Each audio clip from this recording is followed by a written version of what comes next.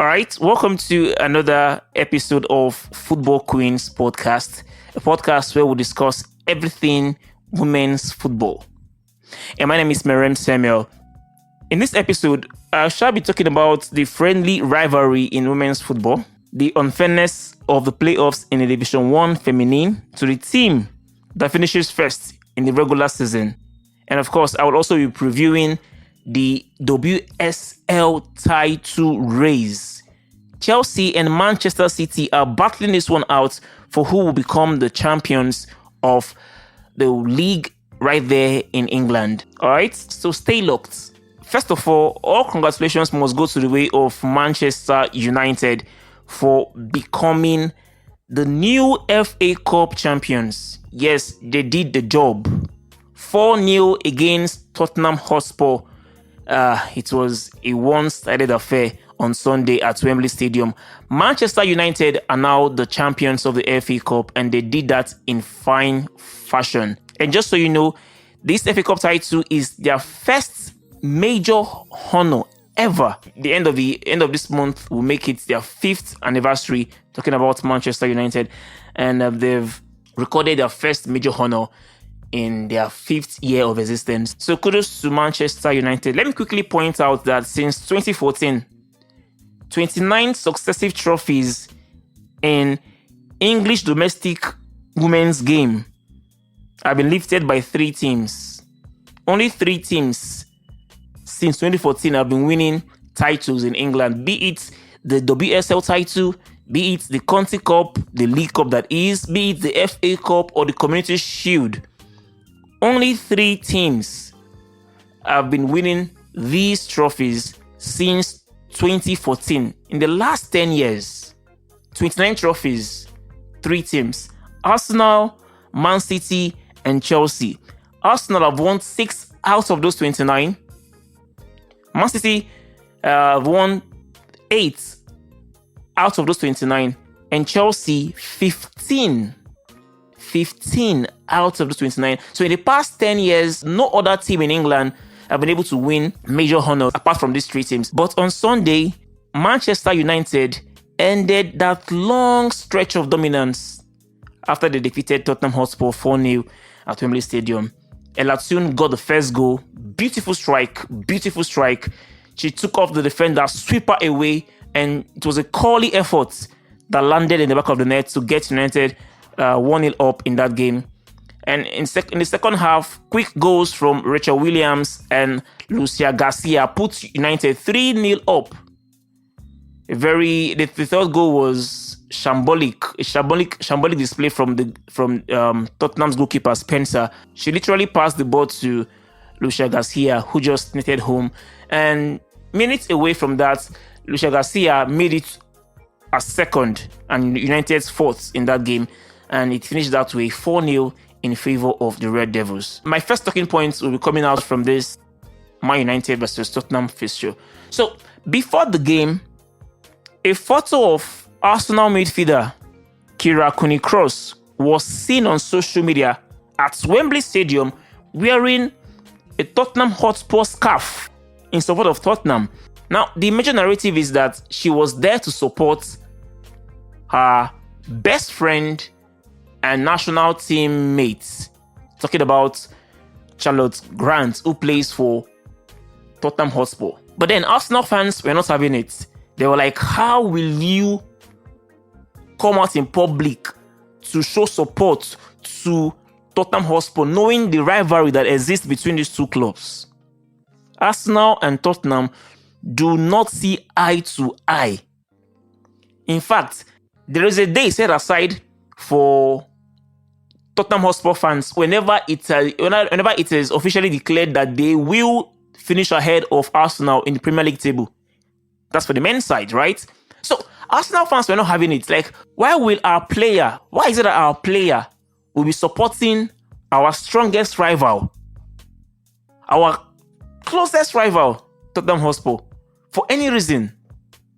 And it begs the question, the rivalry in women's football, is it as big and strong as it is in men's football?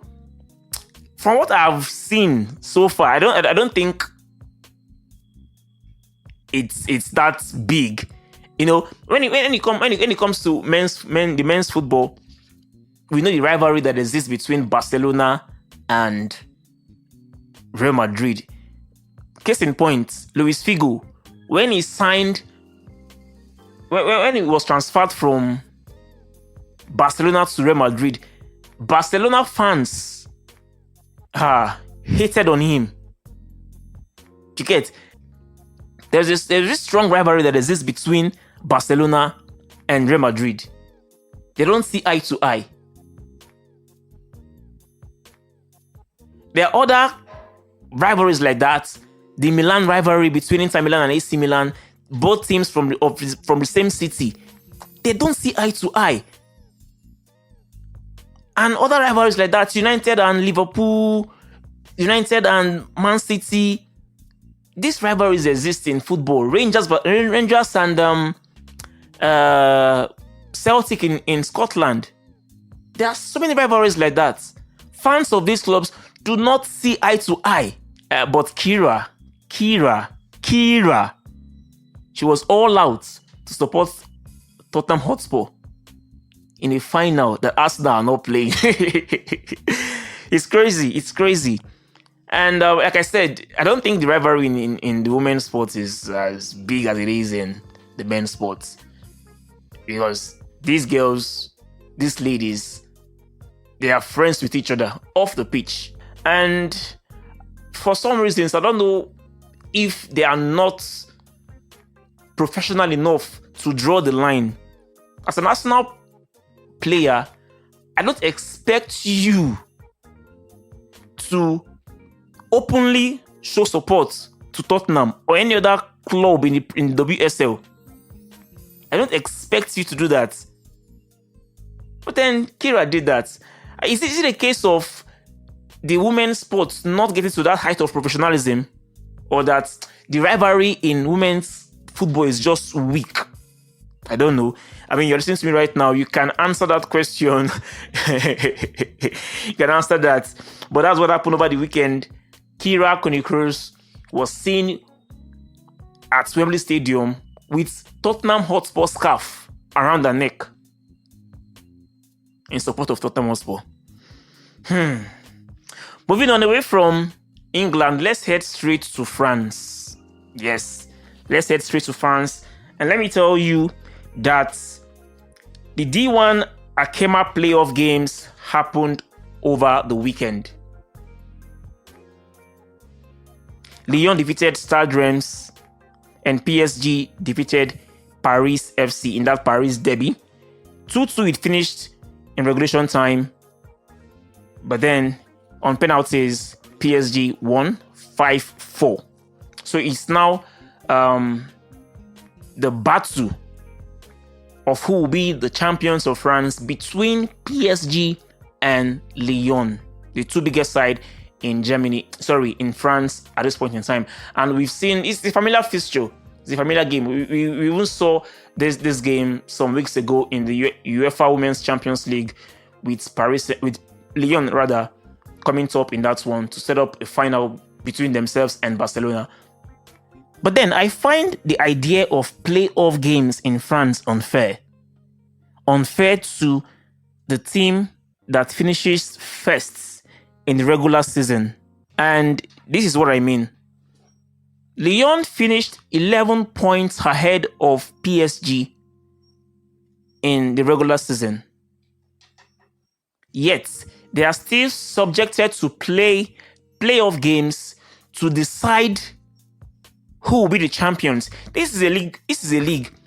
12 teams in France, and each team will play every other side, home and away.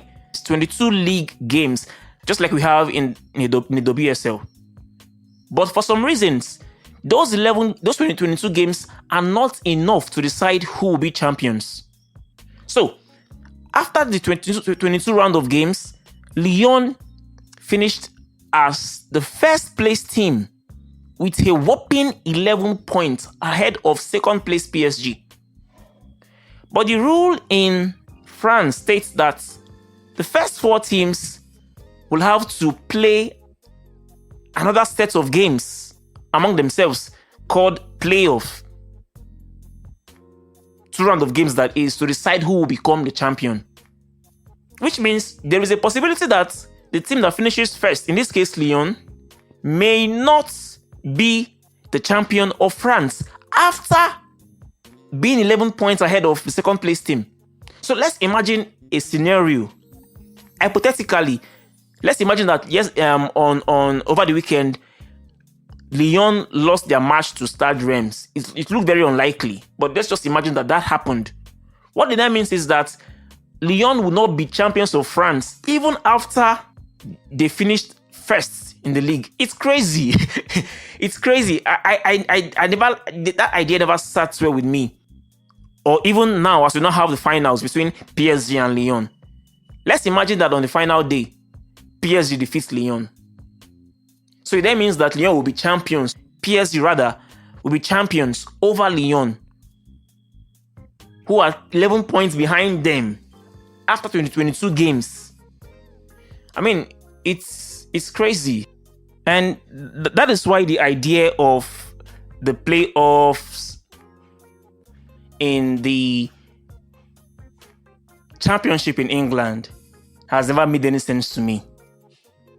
And by this, I mean the men's football, right? It has never made sense to me. We already know that 3 teams are to relegated from the Premier League to the Championship. And 3 teams must come up from the Championship to the Premier League. The 3 teams in the Premier League, they are relegated automatically. Right? But then, after you have the first 2 teams in the Championship gaining promotion to the Premier League, automatically, the 3rd team will be subjected to play playoff games with the 4th, the 5th, and 6th place team. And we've seen cases whereby after the whole playoff games, the 3rd place team will not even get promotion. Maybe it's the 5th place team or the 6th team even that will win the trophy and gain promotion and join the 1st and 2nd place team in that league. It is crazy. I understand that these things are done sometimes for, sake of revenues. It's another avenue to, bring more money to the sport. But it's unfair. It's unfair.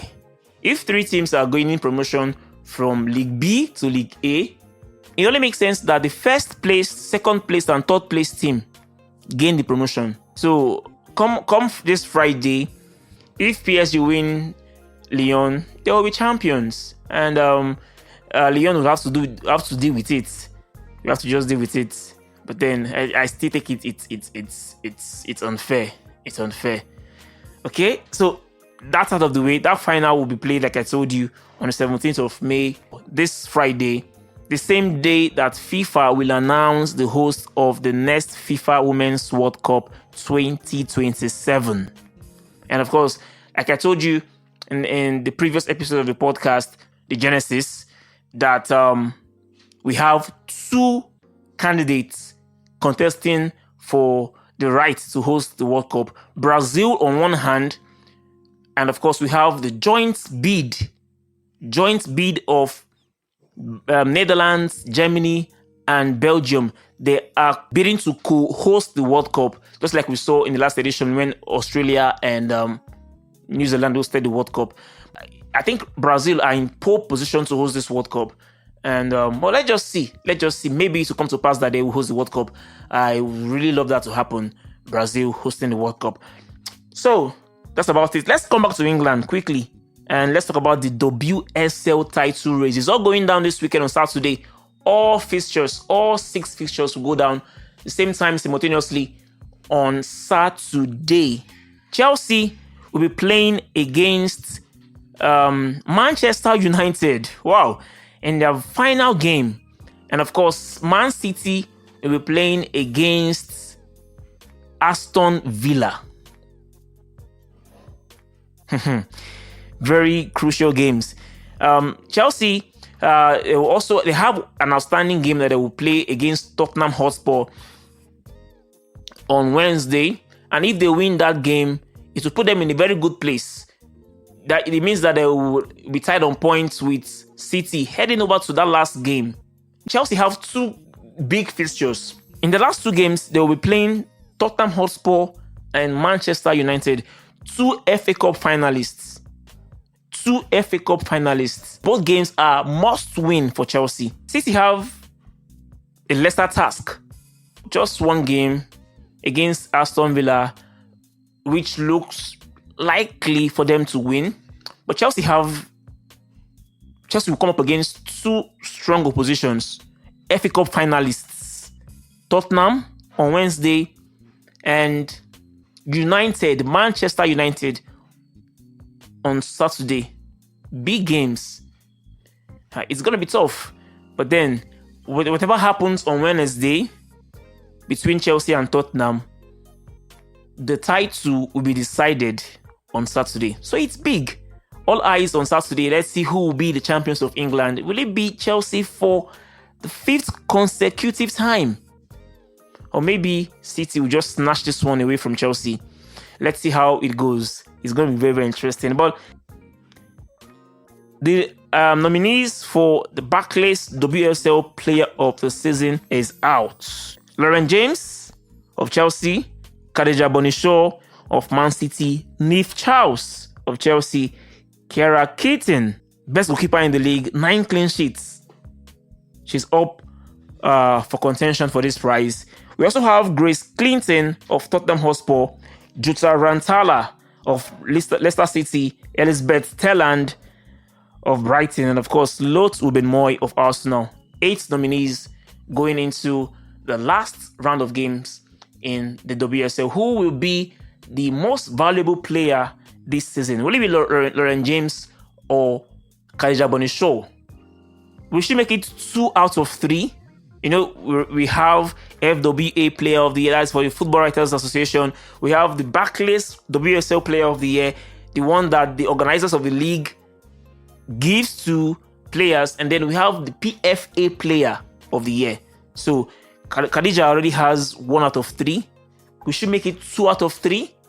She has 21 goals, the league highest goal scorer. 21 goals so far. 21 goals, 3 assists for the Man City striker. I mean, it's going to be hard for any other person to win this one ahead of Khadija Shaw. Even if Man City win the league or not, I think that she has done so well for herself, and she deserves to win this prize. When you look at statistics individually, Khadija Shaw should be winning this one. She has scored 21 goals and made 3 assists. She is the WSL highest goal scorer. Another person that comes close is Lauren James, who scored 13 goals, 2 assists. Elizabeth Telland of Brighton has 13 goals, 1 assist. And Lot Uben-Moy has 13 goals, 1 assist also. I think this